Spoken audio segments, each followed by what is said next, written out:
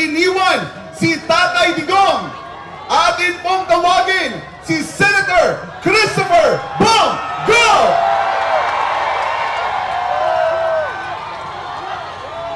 Magandang gabi po sa inyo lahat. Alam kong malungkot tayong lahat sa nangyari, no?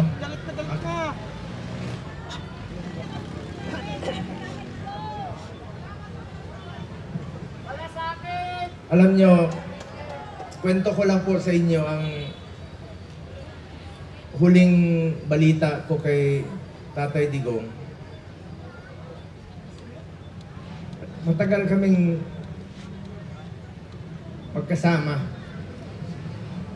Alam nyo, higit pa sa tatay ang turing ko sa kanya.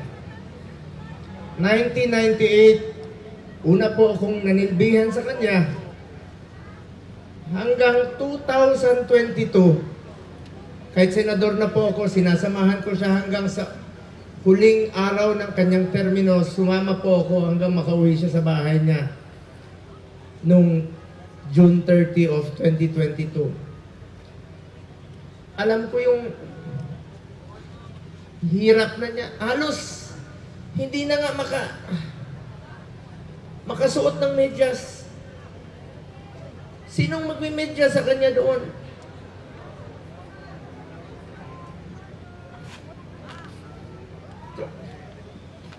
Sinabi ko.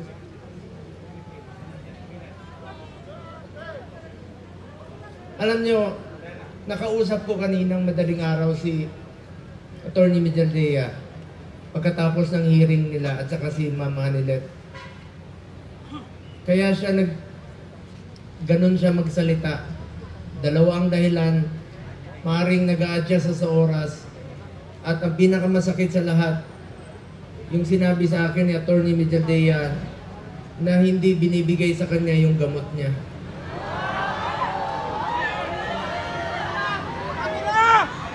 Alam niyo ba, hindi nga niya alam kung ano yung gamot na iniinom niya. Binibigay sa kanya ng nurse niya.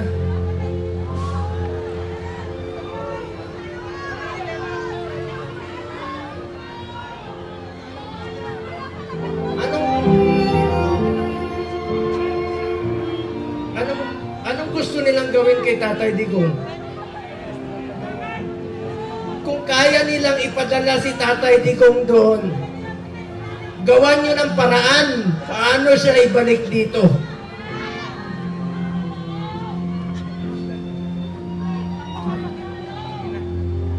Ang gusto nyo basahin ko yung mga medisina niya.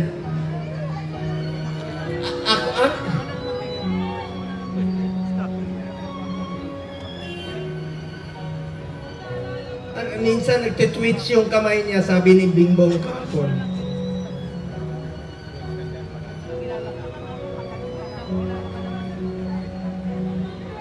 Kaya sa lahat ng mga politiko na nakinabang kayo sa panahon na pinansin kayo ni Tatay Digong.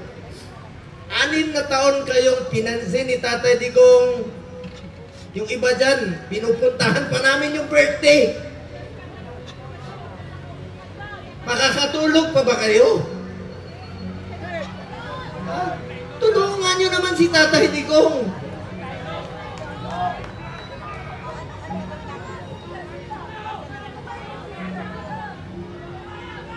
Alam nyo, hindi naman tatakas si Tatay Digong. Nung Sabado, maraming nagpapayo sa kanya. Kami, sinabihan namin, Tatay Digong, pagpaliban mo muna. Pagpaliban mo muna yung pagpapauwi mo rito.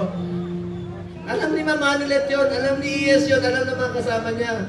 Dahil meron na pong threat sa kalusugan niya, sa buhay niya. Di natin alam eh. Pero mas pinili niyang umuwi at harapin. Ibig sabihin nun, hindi tatakas si Tatay Digong. Hindi tatakbo si Tatay Digong, hindi lang niya kaya tumakbo. Nakasungkot. Kaya pa ba niya tumakbo?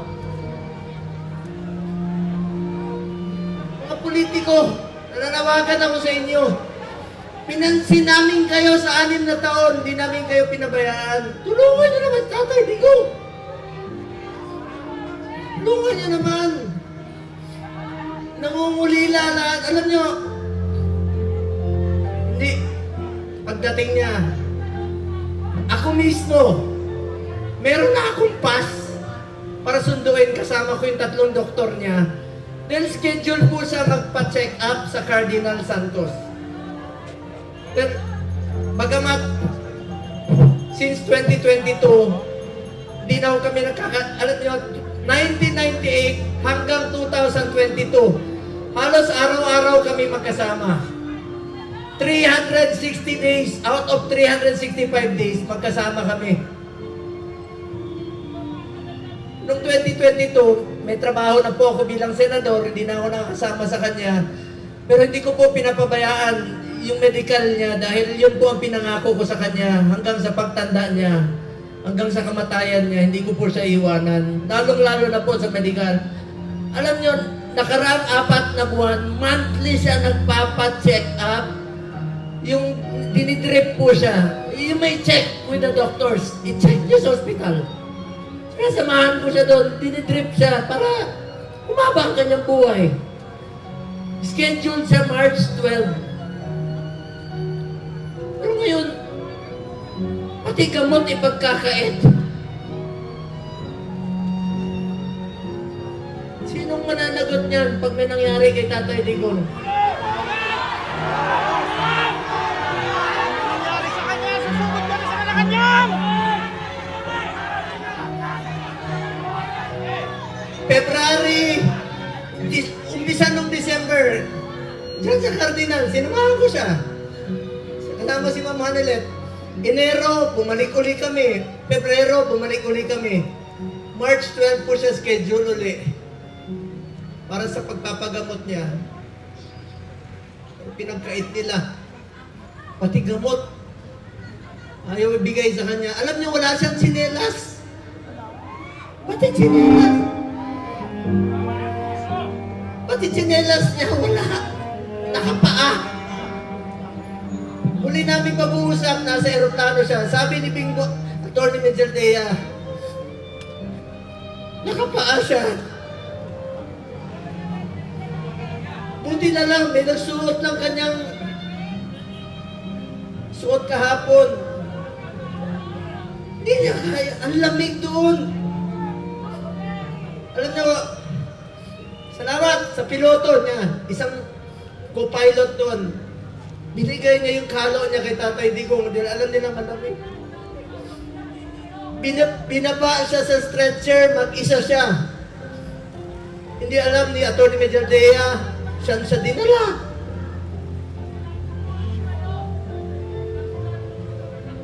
Alam ko nangungulila kayo, nakausap ko si Kitty kahapon. Alam niyo, bilib ako kay Kitty. Sa murang edad na 20, dapat hindi siya kasama sa politika. Dapat mag-aaral siya ngayon. Pero sinama siya sa dumi ng politika.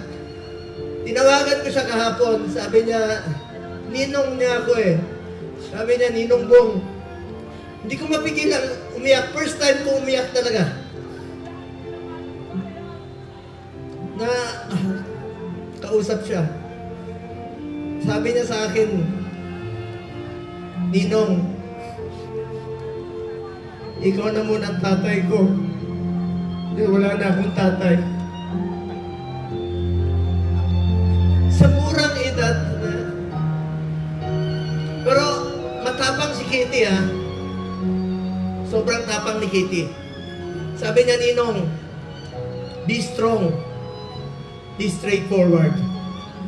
Ito yung panahon na magkaisa ang Pilipino. Magkaisa tayo para kay Tatay Digong. Nakikiusap po ako, manginahon po tayo.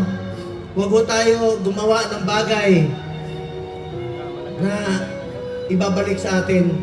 Mga Pilipino, magkaisa po tayo para kay Tatay Digong. Importante muna ang kalusugan, kaligtasan, at kalayaan ni Tatay Digong. Alam ko mga politiko, nakikinig kayo. Konsensya naman kayo. 6 na taon kayong minahal ni Tatay Digong. Pinansin kayo, minahal kayo, pinaglingkuran kayo. Sana naman, huwag niyo na mangayaan. Sabi ko nga, makakatulog pa ba kayo sa gabi? Nakikita niyo si Tatay Digong ngayon doon. Isipin niyo, Setyembre. 6 na buwan. 6 na buwan. Kakayanin kaya ni Tatay Digong yun? 6 na buwan. Ang pag-aantay niya. Kung tayo nga, maalala ko nung presidente siya, marami kaming pinauwi na OFWs. Sa totoo lang, ako mismo, sa Bahrain, meron isa dyan, nasintensyahan po ng death sentence. Ginawa namin ni Tatay Digong ng paraan, sumulat sa King, sa Saudi. Hanap kami ng mga kaibigan na tumulong sa blood money para makalaya. So, ibig sabihin, Pilipino yan, gusto natin makabalik dito, gagawin natin ang lahat ng paraan. Ito, bakit baliktad? Bakit tayo pumayag? Bakit sila pumayag na ang taong nagmahal sa atin? Minahal tayo, pinaglingkuran tayo. Sa totoo lang, ayaw naman yan tumakbo eh. Dahil sa inyo, ginawa niya po yun. Ito bang kabayaran sa ginawa niyang pagsasakripisyo, pagmamahal at paglilingkod para sa bayan?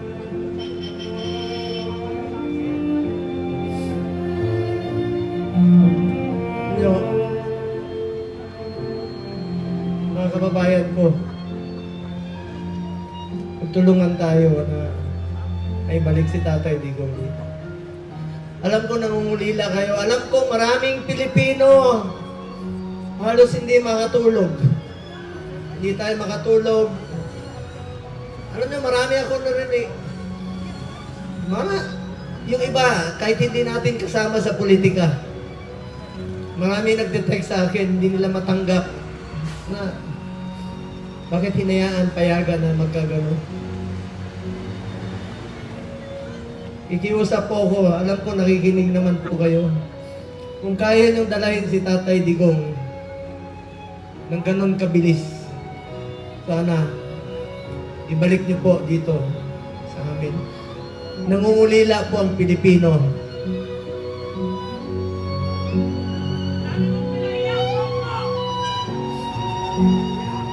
Sa mga kapatid ko Muslim, sa lahat, Basilan, Holo, Zamboanga, sa Mindanao, salamat sa inyong suporta. Mga OFW, alam ko, wala kayong tulog. Salamat sa inyong pagmamahal kay Tatay Digong.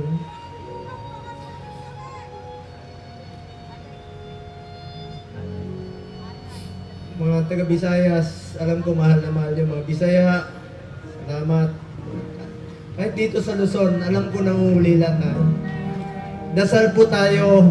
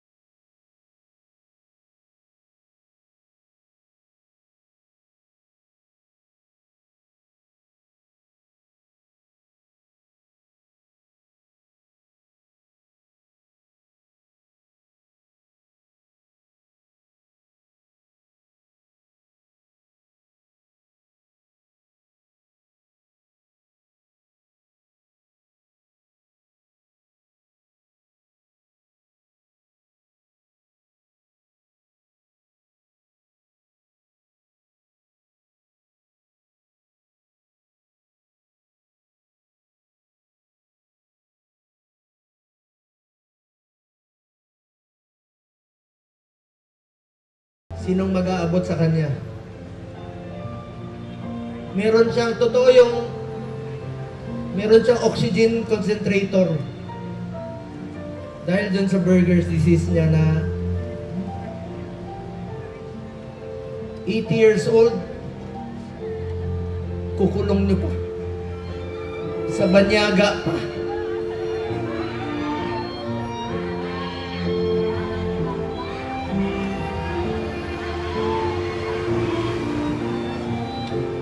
Alam nyo,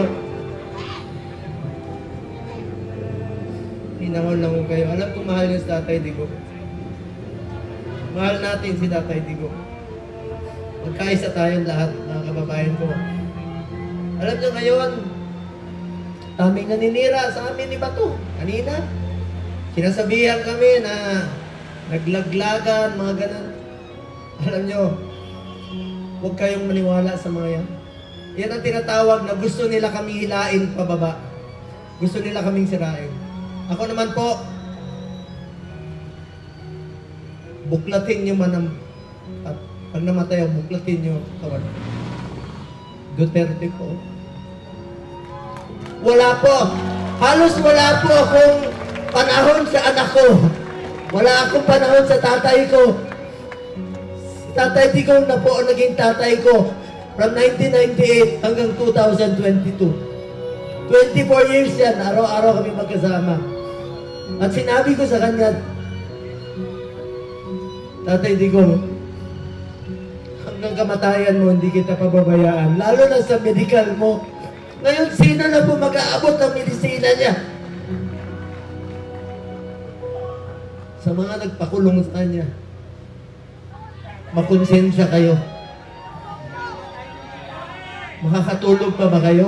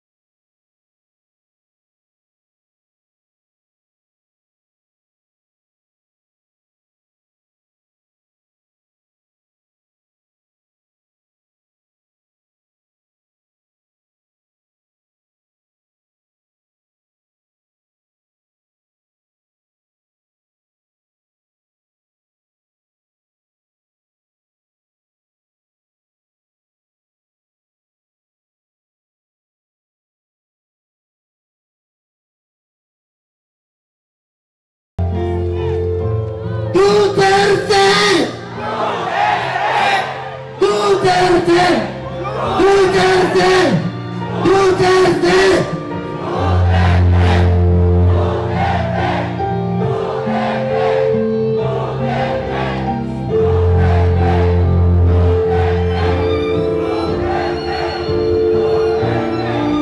Sa mga kasamahan ko, sa mga kasamahan kong kandidato, magkaisa tayo, tulungan natin, Tatay Digong. Ang kapanalunan ninyo ay kapanalunan ng bawat Pilipino. At kapanalunan ng kalayaan ni Tatay Digong. Ito pong kantang ito, since 1998, ito ang paborito niyang kanta. Kantahin natin para kay Tatay Digong.